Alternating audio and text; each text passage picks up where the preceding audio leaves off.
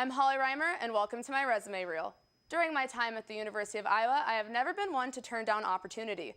From being a member of the Iowa dance team to heavy involvement in student orgs, I have truly mastered what it means to do it all.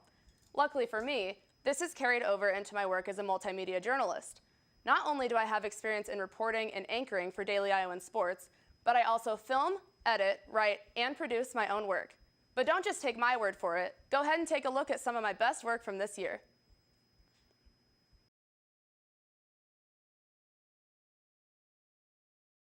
A series of student-organized protests have resulted from the appointment of UI President Bruce Harold. Students like Brad Pector do not believe that President Harold represents what the university stands for. We are all very different people, and we come from very different places, and that makes us all very unique, and this university is supposed to help highlight that, I guess. I think that's the most important part of a university, is that we come together to learn about each other, and he doesn't seem willing to do that.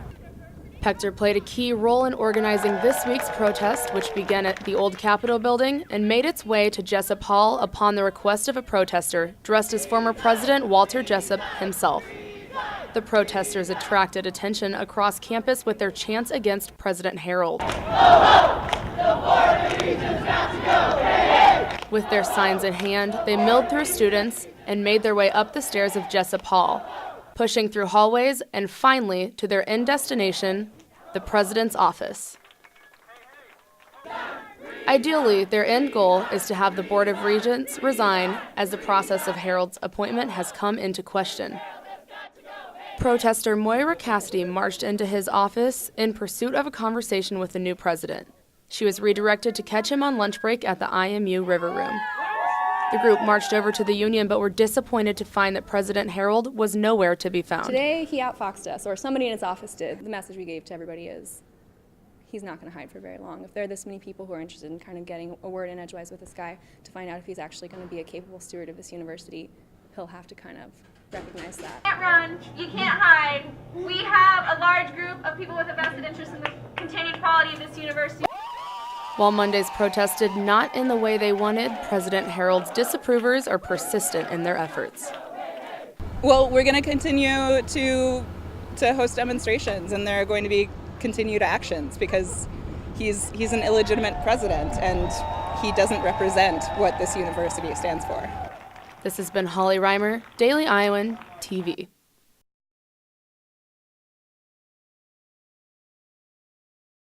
In the midst of a successful season of Iowa athletics, the University of Iowa dance team is doing more than just cheering on the teams from the sidelines.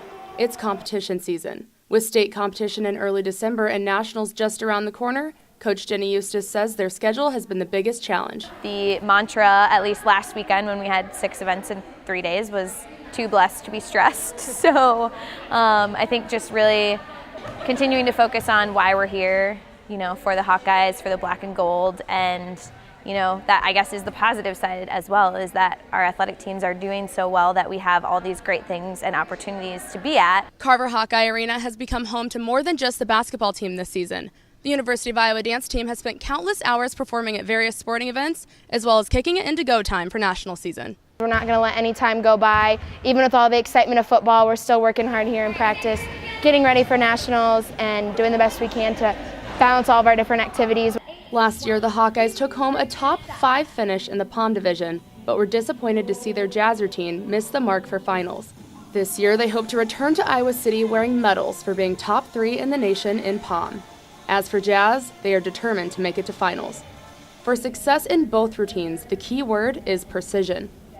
It's a lot of formation work, and so nailing every single one of those formations is key to the visuals. This hardworking team will continue their busy streak leading up to nationals mid-January. The routines will be judged and placed by a single performance of both POM and jazz at ESPN Wide World of Sports in Orlando, Florida. I think what makes being on a college dance team unique is we only have one chance to compete. It's our only opportunity. We have this one time to go to nationals, one time to perform on the floor. You gotta stay mentally tough and give it everything you can. This has been Holly Reimer, Daily Iowan TV.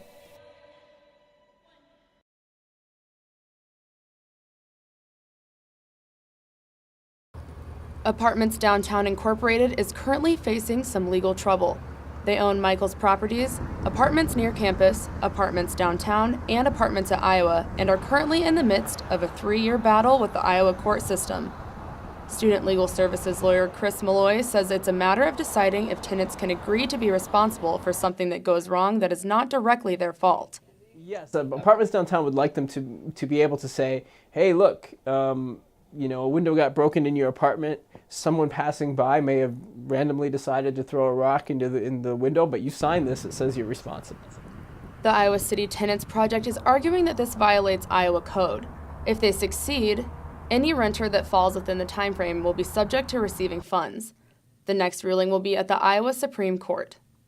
While it's always easy to get out of the apartment complex, sometimes it's just as easy to get in. So what can tenants do to make sure that security concerns such as this or extra fines don't come up?